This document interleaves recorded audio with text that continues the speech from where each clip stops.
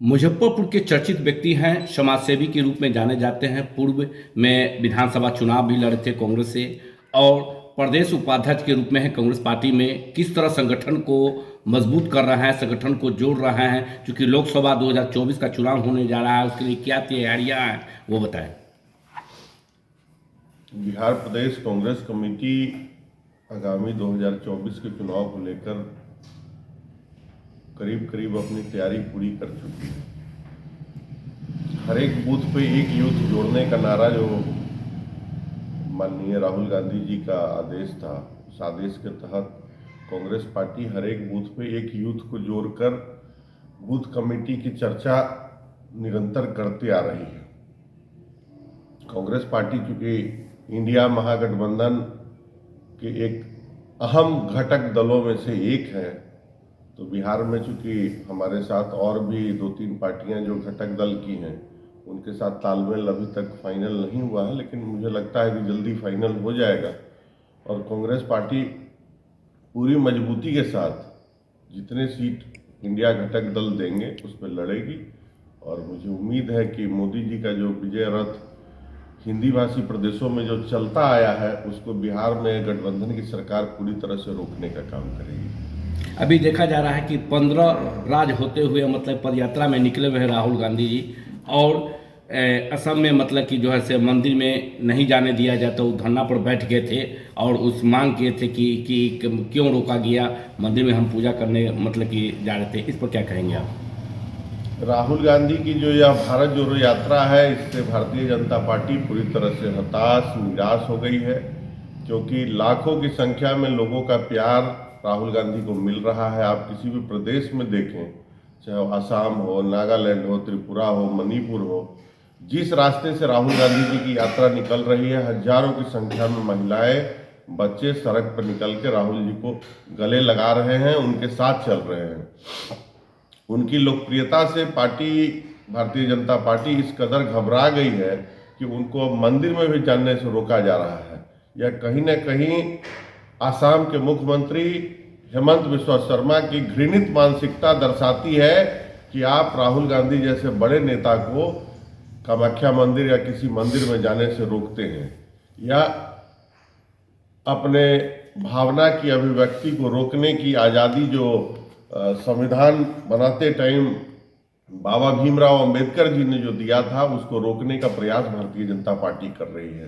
तो कांग्रेस पार्टी बिहार के भी रास्ते से भारत जोड़ो यात्रा लेकर बंगाल और दूसरे अन्य राज्यों में जाएगी। इसकी तैयारी बहुत जोर से हो रही है। हमारे माननीय प्रदेश अध्यक्ष जो राज्यसभा के सांसद भी हैं, डॉक्टर अखिलेश प्रसाद सिंह जी, उनके नेतृत्व में एक 25 सदस्यीय कमेटी बनी है, जिसका मुझे भी सोशल मीडिया विभाग का चेयरमैन उन्होंने बनाया है इस कार्यक्रम को लेकर। और बिहार के कार्यकर्ताओं में काफ़ी उत्साह देखने को मिल रहा है। मुझे उम्मीद है कि लाखों की संख्या में लोग बिहार के अलग अलग जिले से जाएंगे और राहुल जी की यात्रा को सफल बनाएंगे।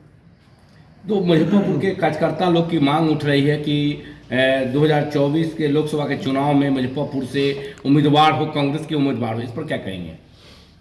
नहीं, इसके पूर्व में भी महागठबंधन में कांग्रेस मुजफ्फरपुर से चुनाव लड़ते आ रही थी और आगे भी मुझे उम्मीद है कि जो पार्टी हाईकमान है मुजफ्फरपुर के सीट पर जबरदस्त अपना दावा पेश करेगी, क्योंकि शहर में हमारे विधायक जी हैं वीरेंद्र चौधरी जी, उनका भी काफ़ी बढ़िया जनाधार है शहर में।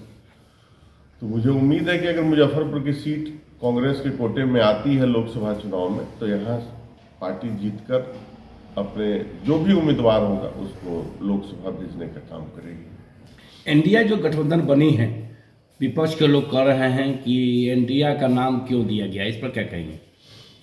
नहीं, इंडिया गठबंधन इंक्लूसिव ऑफ डेमोक्रेटिक अलायंस है। यह प्रपोजल नीतीश कुमार जी ने कर्नाटक में जब इंडिया महागठबंधन का पहला बैठक हुआ था, तभी नीतीश जी ने यह प्रपोजल दिया था इस नाम को। यह नाम सभी गठबंधन के घटक दलों को सूट कर रहा था, सबको समझ में आ रहा था कि एक बढ़िया नाम है, तो उस टर्म से चल रहा है इंडिया गठबंधन। तो अभी सोशल मीडिया पर आ रहा है कि 17 सीट मतलब कि जदयू और मतलब कि जो है से आरजेडी बांट लिया है, कांग्रेस को 6 दिया जा रहा था। इस पर क्या कहेंगे आप? मतलब कि सोशल मीडिया पर आ रहा है। नहीं, ऐसा अफवाह सोशल मीडिया पर चल रहा है, लेकिन इस बातों में अभी तक कोई पुष्टि नहीं है। हमारे शीर्ष नेतृत्व के जो नेता लोग हैं वो नीतीश कुमार, लालू जी से बात निरंतर कर रहे हैं। पिछले सप्ताह भी मुकुल वासनिक जी के घर पर हमारे जो बिहार के प्रभारी हैं मोहन प्रकाश जी, उनके साथ राजद के जो रिप्रेजेंटेटिव थे मनोज झा जी और जदयू के रिप्रेजेंटेटिव थे संजय झा जी, उनके साथ बैठकर एक बात हुई है। लेकिन जल्दी कोई न कोई रास्ता निकल जाएगा और आप लोगों के सामने आ जाएगा। तो फिर उसके बाद में 2024 के लोकसभा के चुनाव के बाद 2025 का भी आ जाता है विधानसभा में। तो अगले पिछले साल मतलब ये जो है से आप पिछले बार मतलब चुनाव विधानसभा का लड़े थे, तो क्या लग रहा है कि फिर 2025 में विधानसभा के चुनाव लड़ने के लिए तैयार हैं? हाँ, विधानसभा का चुनाव पार्टी अगर जिम्मेवारी देगी तो जरूर लड़ेंगे। हम लोग तो पार्टी के सिपाही हैं, पार्टी जहां भेजेगी हम लोग चुनाव लड़ेंगे, मजबूती से लड़ेंगे। अगर आपको लोकसभा का टिकट अगर मिलता है 24 में लोकसभा में, तो क्या तैयार है चुनाव लड़ने के जरूर लिए? लड़ेंगे। पार्टी नेतृत्व जहां मुझे जो जिम्मेवारी सौंपेगी मैं उस जिम्मेवारी को निर्वहन करने के लिए पूरी तरह से तैयार हूँ। मैं ही नहीं, पार्टी अपने एक सामान्य किसी कार्यकर्ता को भी अगर कोई जिम्मेवारी देती है तो कांग्रेस का हर एक कार्यकर्ता पार्टी के आदेश को मानने के लिए तैयार है। वो प्रदेश के कार्यकर्ता और पदाधिकारी को जो राहुल गांधी आ रहे हैं और पदयात्रा करते हुए बिहार में, तो उसके लिए मतलब कि क्या मतलब अपील करेंगे उन लोगों से, कार्यकर्ता और पदाधिकारी लोगों से?